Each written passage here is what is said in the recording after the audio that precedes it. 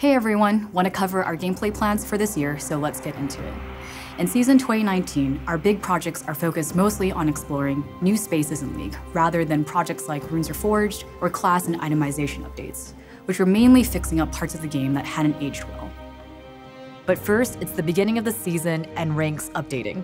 We've got new placements, tiers, splits, and rewards like ranked armor, and position ranks are in regional previews. You can find all the details in the client. Now let's talk about the future. In 2018, we began explorations into new ways to play League of Legends, like our Nexus Blitz PvP tests and Odyssey Extraction PvE game mode. We heard your interest here and want to continue diving into both PvP and PvE spaces in 2019. This will include more new experiences, as well as improvements to existing modes we think could be potential frontrunners with a little more work. With Snowdown and All-Stars, we recently wrapped up a second test of Nexus Blitz over the holidays, and we'll let you know what our plans are once we've finished going over those results. Should be pretty soon.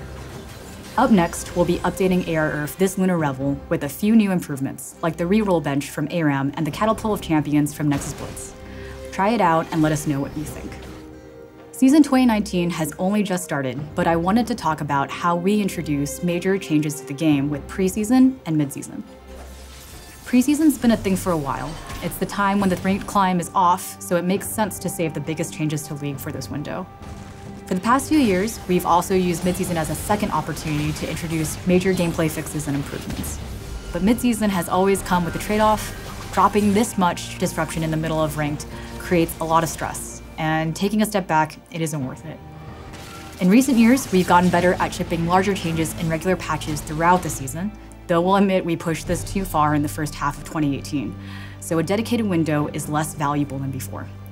We also think that if we spend less time putting together a big mid-season, we could actually go harder on pre-season and make it even more impactful.